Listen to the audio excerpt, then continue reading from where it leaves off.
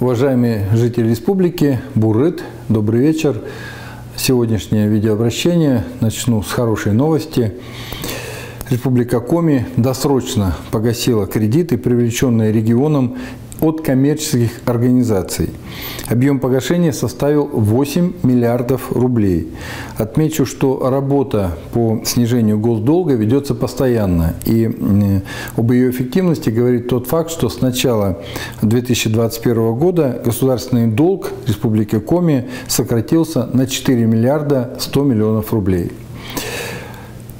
Расскажу о рабочей поездке в Усинск вместе с коллегами из правительства республики, депутатами Государственного совета Республики Коми. Второй день работаем в Усинском районе.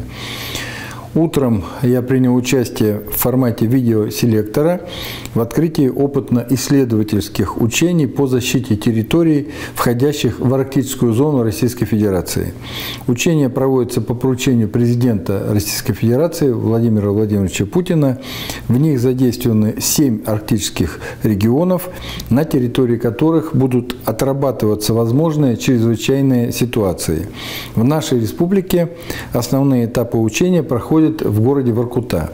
Все силы и средства территориальной подсистемы РСЧС Республики Коми к участию в учениях готовы. Также я сегодня принял участие в открытии муниципального центра управления администрации городского округа Усинск. Специалисты этого центра в круглосуточном режиме работы будут выявлять актуальные для жителей Усинского городского округа проблемы и оперативно их обрабатывать совместно с теми ответственными лицами и организациями, которые отвечают за решение того или иного вопроса.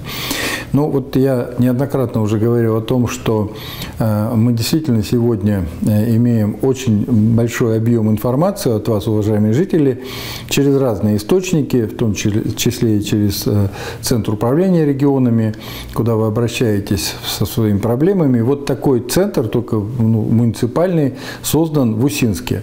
На самом деле это очень правильное решение вопроса по сокращению времени оперативного реагирования от того, когда у человека возникает проблема, и до ее решения. Потому что вот до открытия, допустим, муниципального центра в Усинске информация поступала от вас, уважаемые жители, в Центр управления регионом, ну или через разные там инструменты напрямую ко мне, либо к моим заместителям, а потом спускалась вниз. На это уходит время.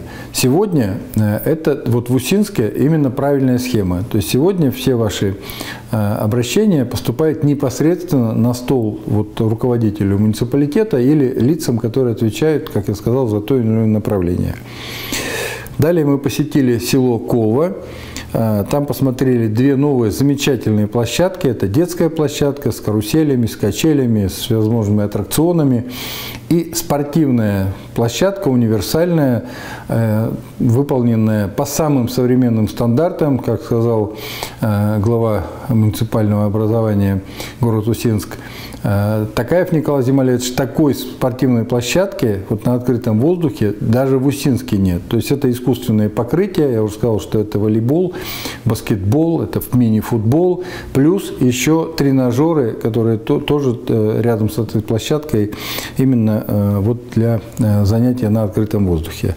Конечно, это очень хорошо, и хочу сказать, что все это сделал Лукойл, наш партнер, Лукойл Коми, и сделали это безвозмездно. И это, конечно, вот тот социальный вклад, то социальное партнерство вот в настоящем чистом виде. Огромное им за это спасибо. Провели встречу с жителями села Колва, как обычно. Ну, во-первых, это вторая встреча. В мае я был в селе Колва, и мы встречались с жителями, они дали ряд поручений. Сегодня в части этих поручений мы уже отчитались, в том числе и оздоровление детей и взрослых, которые в этом году прошло 29 семей из села Колва, 39 детей вот в составе этих семей. И это тоже очень хороший вклад. Это тоже за это оплачивал именно Лукойл. И это, конечно, опять же, вот это социальное партнерство. Сейчас стоит еще один вопрос очень острый, это по водоснабжению села Колва, причем централизованному водоснабжению. Приняли решение, опять же, Лукойл взял на себя все от начала до конца, от проектно-сметной документации до выполнения самого проекта. Водопровод пойдет из Усинска, то есть из сети централизованного водоснабжения, непосредственно в село Колва, и дальше будет уже вторым этапом разводиться по улицам села Колва для того, чтобы уже чистая питьевая вода хорошего качества поступала в дома.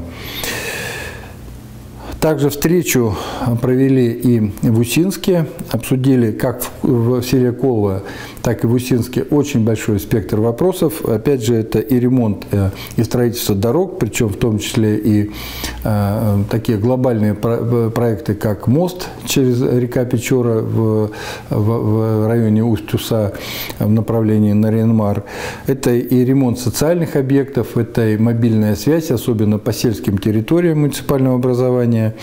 Дал правительству Республики Коми поручение по решению озвученных жителями проблем и подготовке предложений. В Усинске мы также посетили политехнический техникум. Это уникальное учебное заведение, где используется полигонная система образования и обучения, когда в натуральном виде выполнена, допустим, качалка нефтяная или узлы этой нефтепровода, и ребята непосредственно на материале, на натуре проходят обучение, то есть не только по книжкам и учебникам и по тестам, а именно вот на натурных испытаниях. И это очень важно, потому что мы сегодня были там вместе с Александром Сергеевичем Голованевым, руководителем Лукойл Коми. Он сказал, что эти ребята будут наиболее востребованы, потому что они руками знают, что уже делать. Не только имеют знания в голове, но и руками знают, как ту или иную неисправность или как монтаж той или иной системы произвести.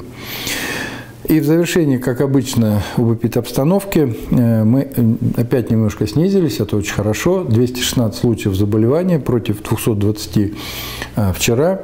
При этом выздоровело немного, 50 человек, но главное вот это системное снижение каждый день по количеству заболевших. Но наибольшее количество заболевших у нас снова Сыктывкар и Ухта, 80 случаев, 44 соответственно, плюс вот я уже несколько дней докладываю о Сыктывдинском районе, где у нас за сутки 14 заболевших, и появился еще Усть-Вым с 12 заболевшими.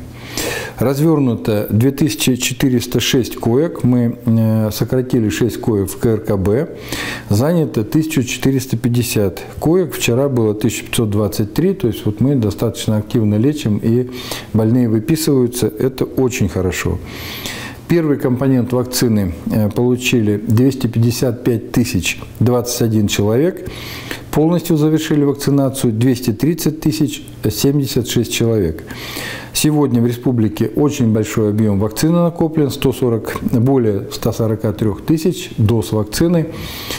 Снова напоминаю, уважаемые жители республики, о том, что прививаться или не прививаться, вопрос вообще не должен стоять. В этом смысле одно противопоказание – это наличие тяжелых аллергических заболеваний и реакций на предыдущие прививки, подобные, допустим, прививки от гриппа.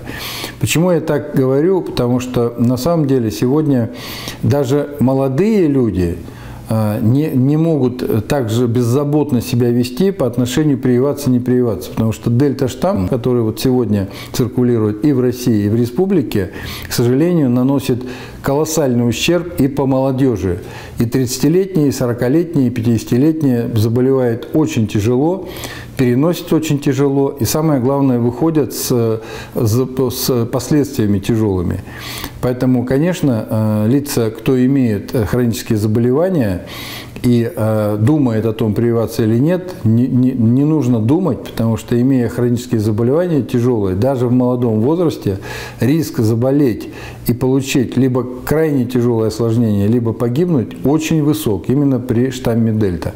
Поэтому, пожалуйста, приходите на вакцинацию и вакцинируйтесь. На сегодняшний день это вся информация, уважаемые жители республики. Будьте здоровы, берегите друг друга. До следующей встречи.